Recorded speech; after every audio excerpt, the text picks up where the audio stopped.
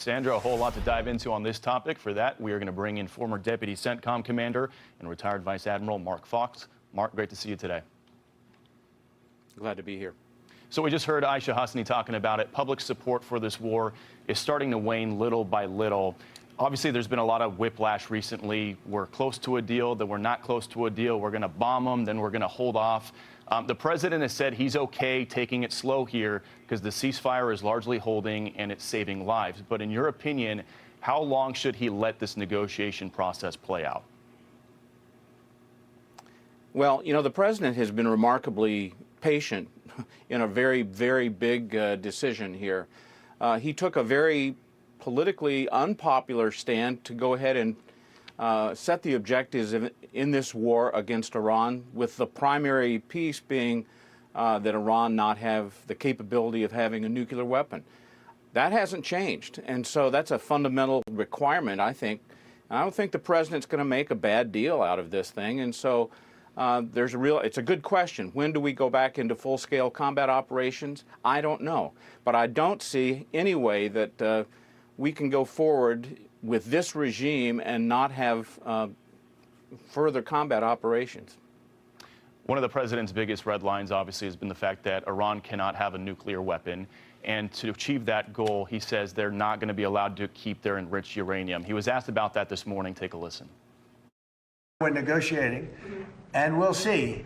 But either we're going to get it one way or the other. This is the nuclearization of a country that some people would say is somewhat crazy, and we cannot let Iran have a nuclear weapon. That's all it is. We can't let it. Mark, if Iran doesn't hand over its enriched uranium in some sort of a deal here, realistically, how does the U.S. get it? Well, number one, it could be at the very, very bottom of a big pile of rubble to begin with. And I think that would be the start of that process. I don't see any reasonable way to put people in there and bring it out by force. Maybe if the regime collapses, the next regime would choose to give it up.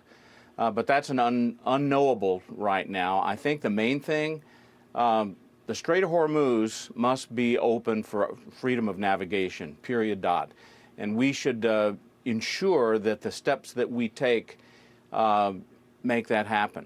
So this is it's a very interesting situation. The president's being patient, and he's taken a politically unpopular stance before, and I think he's got a way ahead. I don't know what it is.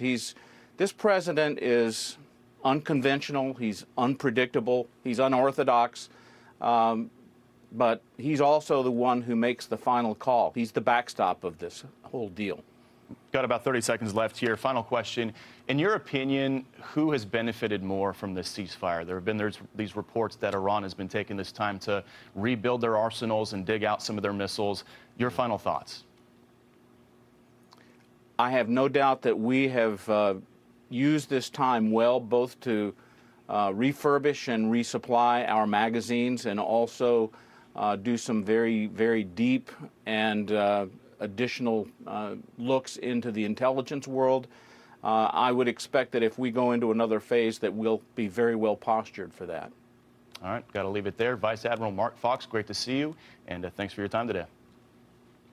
You're welcome. Sandra? All right, Bill.